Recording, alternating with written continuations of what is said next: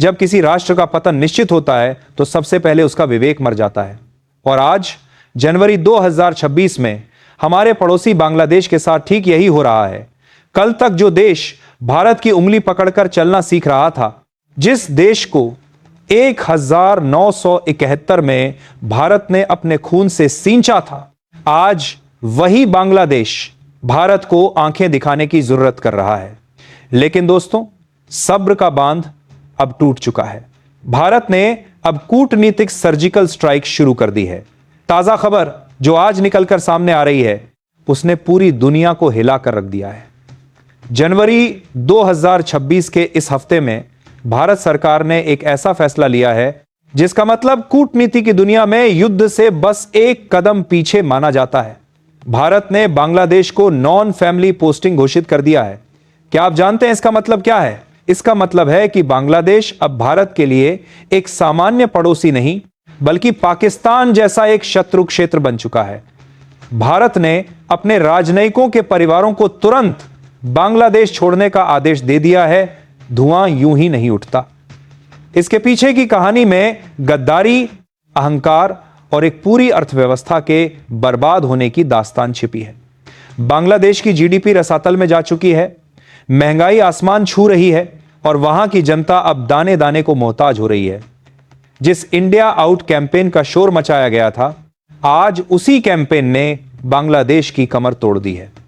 आज के इस वीडियो में हम गहराई से जानेंगे कि कैसे भारत ने बिना एक गोली चलाए बांग्लादेश को घुटनों पर ला दिया है, कैसे जनवरी 2026 में ढाका की सड़कों पर मातम पसरा है और क्यों दुनिया के बड़े बड़े आर्थिक विशेषज्ञ कह रहे हैं कि बांग्लादेश अब अगला पाकिस्तान बनने की राह पर है। लेकिन आगे बढ़ने से पहले सच्चे देशभक्त वीडियो को लाइक और चैनल को सब्सक्राइब करके कमेंट में जय हिंद जरूर लिखें। शुरुआत करते हैं सबसे ताजा और सबसे बड़ी खबर से। भारत के विदेश मंत्रालय मां से एक आदेश जारी होता है। यह आदेश ढाका में बैठे भारतीय उच्चायोग के लिए था। आदेश साफ था, अपने बच्चों और परिवारों को वापस भारत भेजो। बांग्लादेश अब रहने के लिए सुरक्षित नहीं है। दोस्तों, कूटनीति में इसे एक माना जाता है।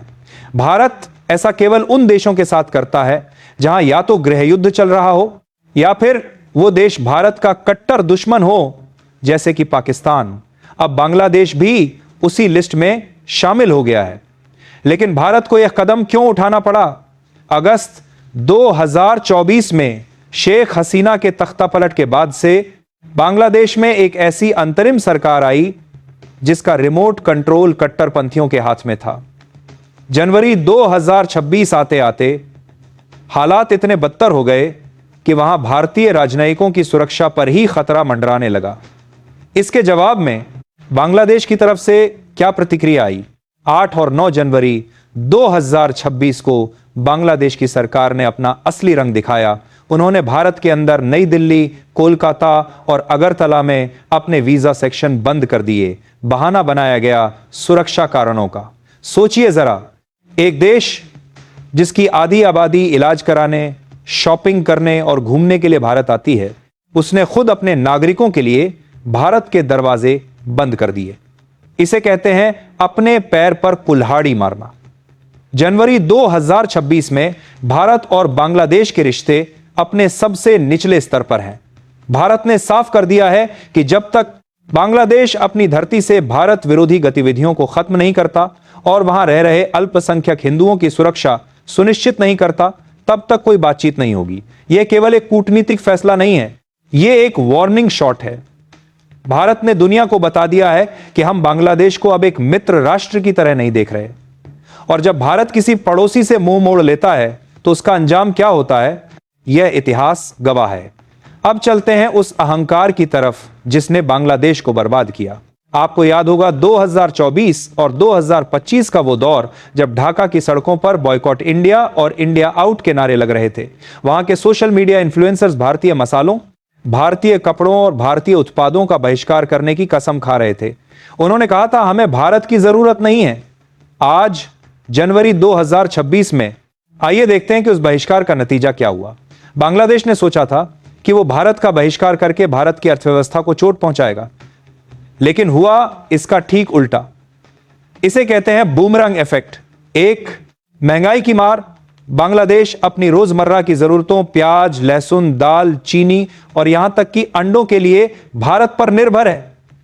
जैसे ही उन्होंने भारतीय सामान रोका, बांग्लादेश के बाजारों में आग लग गई। ताजा रिपोर्ट्स बताती हैं कि बांग्लादेश में खाद्य मुद्रास्फीति डबल डिजिट में चल रही है। जो प्याज भारत से 40-50 रुपए किलो जाता था, वो वहां 200% के पार बिक रहा है। जनता अब इंडिया आउट के नारे नहीं लगा रही, बल्कि इंडिया हेल्प की गुहार लगा रही है। 2, टेक्सटाइल इंडस्ट्री का पतन बांग्लादेश की अर्थव्यवस्था की रीढ़ की हड्डी थी। उसकी रेडीमेड गारमेंट इंडस्ट्री, दुनिया के बड़े बड़े ब्रांड्स H&M, ज़ारा बांग्लादेश से कपड़े बनवाते थे। लेकिन भारत विरोधी दंगों, सड़कों पर रोज की हड़तालों और बिजली की कमी ने इस इंडस्ट्री का गला घोंट दिया। परिणाम, दिसंबर 2025 की रिपोर्ट्स देखिए। विदेशी खरीदारों ने बांग्लादेश से मुंह मोड़ लिया है और इसका सबसे बड़ा फायदा किसे मिला? जी हां, भारत को। भारत का तिरुपुर और वियतनाम अब उन ऑर्डर्स को पूरा कर रहे हैं जो पहले बांग्लादेश को मिलते थे। बांग्लादेश ने अपनी ही थाली में छेद कर लिया। वहां की सैकड़ों फैक्ट्रियां बंद हो चुकी हैं और लाखों मजदूर बेरोजगार हो गए हैं। 3, जीडीपी का गिरना।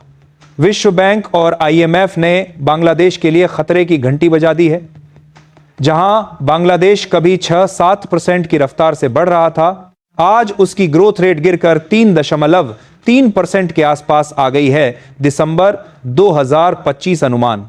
यह पिछले 36 सालों में सबसे खराब प्रदर्शन है।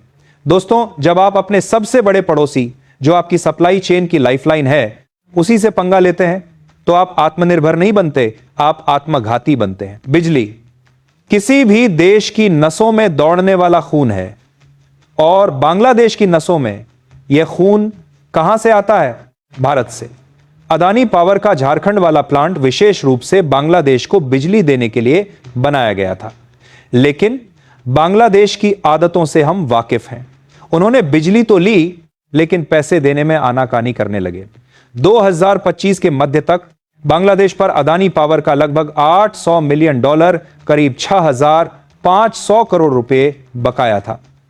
बांग्लादेश की अंतरिम सरकार ने सोचा कि वो भारत की कंपनियों को ब्लैकमेल कर सकती है। उन्होंने कहा, हम एग्रीमेंट रिव्यू करेंगे। लेकिन भारत ने साफ कह दिया, नो पे नो पावर। पैसा नहीं तो बिजली नहीं। भारत ने बिजली की सप्लाई आधी कर दी। पूरा बांग्लादेश अंधेरे में डूब गया। ढाका से लेकर चटगांव तक घंटों के पावर कट ने उद्योगों को ठप कर दिया। जब बांग्लादेश को समझ आया कि बिना बिजली के उनके कपड़े की फैक्ट्रियां नहीं चलेंगी, तो उन्हें झुकना पड़ा। जून-जुलाई 2025 में बांग्लादेश को गिड़गिड़ाते हुए $437 मिलियन की पेमेंट एक साथ करनी पड़ी। इतना ही नहीं, उन्हें अब हर महीने के बिल के लिए सरकारी गारंटी देनी पड़ रही है। आज जनवरी 2026 में स्थिति यह है कि बांग्लादेश को अपनी हर यूनिट बिजली के लिए नकद भुगतान करना पड़ रहा है। भारत ने सिखा दिया है कि व्यापार खैरात नहीं होता। अगर आप आंख दिखाएंगे तो हम स्विच ऑफ कर देंगे। लेकिन दोस्तों, यह मुद्दा सिर्फ पैसे और व्यापार का नहीं है, यह मुद्दा लहूलुहान मानवता का भी है। अगस्त 2024 के बाद से बांग्लादेश में हिंदू माइनॉरिटीज के साथ जो हुआ, उसने हर भारतीय का खून खौला दिया। मंदिरों को तोड़ा गया, इस्कॉन के संतों को जेल में डाला गया और साधारण नागरिकों को सिर्फ उनके धर्म की वजह से निशाना बनाया गया। दीपू चंद्र दास, यह नाम शायद आपने खबरों में सुना होगा। एक युवा जिसे हाल ही में भीड़ ने मार डाला। ऐसे न जाने कितने नाम हैं जो फाइलों में दब गए। भारत सरकार ने बार बार हर अंतरराष्ट्रीय मंच पर इस मुद्दे को उठाया। हमारे विदेश मंत्रालय ने जनवरी 2026 में भी चिंताजनक पैटर्न की बात कही। लेकिन बांग्लादेश की सरकार, जो कट्टरपंथियों के दबाव में है, इन घटनाओं को सांप्रदायिक मानने से ही इनकार करती रही। यही वो कारण है जिसने भारत को कठोर कदम उठाने पर मजबूर किया। जब आप हमारे भाइयों पर हमला करेंगे तो हम आपके साथ क्रिकेट डिप्लोमेसी नहीं खेल सकते। भारत ने वीजा रोक दिए, सांस्कृतिक आदान प्रदान रोक दिया और अब अपने राजनयिकों के परिवारों को वापस बुला लिया। यह संदेश साफ है। बांग्लादेश में अगले महीने यानी 12 फरवरी 2026 को आम चुनाव प्रस्तावित हैं। लेकिन वहां का माहौल देखिए। विपक्ष जेल में है या डरा हुआ है। सड़कों पर कट्टरपंथी संगठनों का कब्जा है और अर्थव्यवस्था वेंटिलेटर पर है।